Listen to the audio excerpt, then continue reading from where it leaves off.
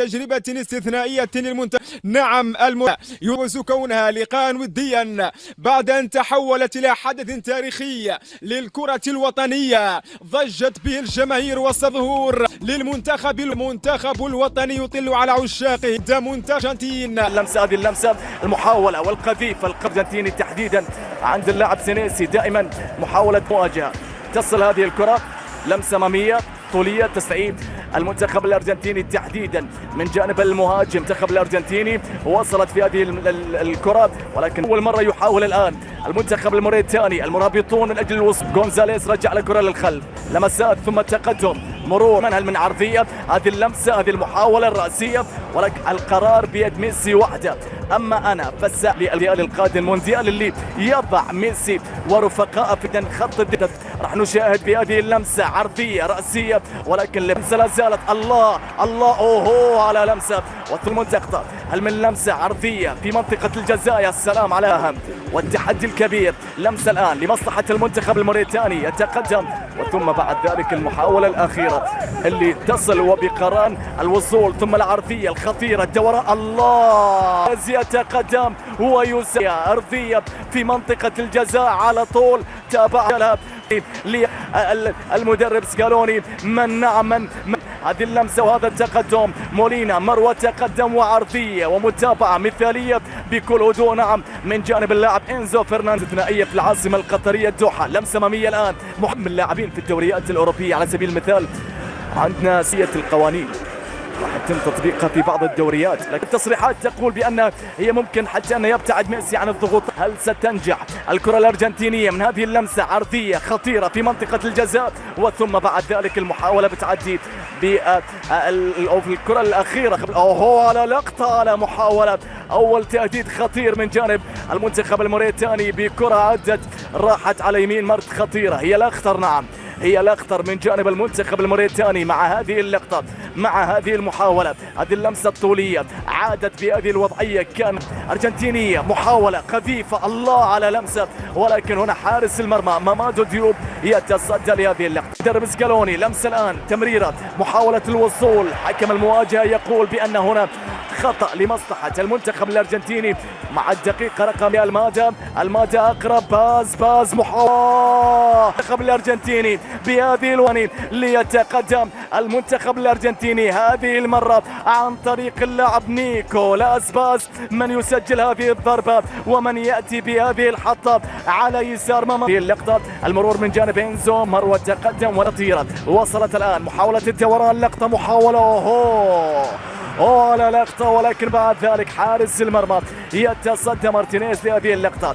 عمر انجوم حاول بأن لمسة بمحاولة أرضية خطيرة. وبانيتشيلي واحد من أهم أسلحة سكالوني، عرضية لمصلحة المنتخب الأرجنتيني. وصلت بكرة لكن يقدم اللاعب مامادو ديالو. لمسة الآن عرضية خطيرة من خلال أحداث شوط المباراة الأول. عرضية، لمسة، محاولة، لكن ميسي عن المجد.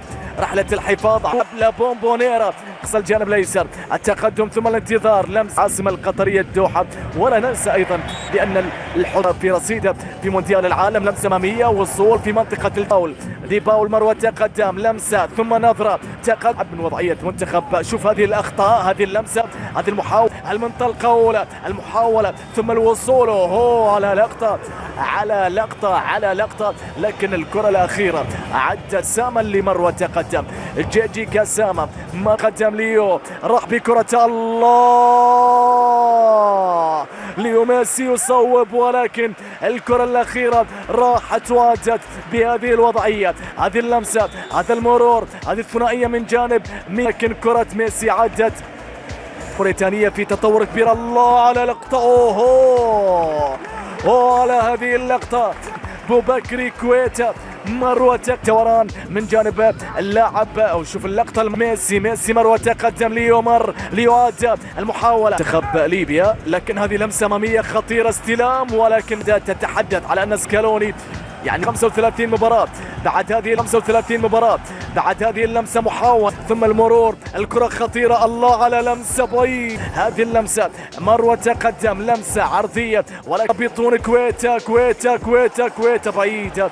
وصلت من جانب كويتا. بوبكري عرضي، الكرة في عرضية، لمسة محاولة رأسية، الله ليونيل، راح وليونيل لمسة ثم مرور تقدم والثنائية من جانب ليونيل، لمسة أمامية عرضية خطيرة، أوهو على النقلة بكرة عرضية، الله على لمسة وصلت جسمانية كبيرة على مستوى الصراعات والالتحاقات منتخب موريتانيا عكس السنوات الماضية، عكس الاحتكاكات بهذه الوضعية. لمسة أمامية طولية بحظات المتبقية مع تعليمات المدرب سكالوني. لمس الكرة لازال، الله على لقطة هذه خطيرة، محاولة، أوهو هدف لمصلحة منتخب للتاريخ للمرابطون.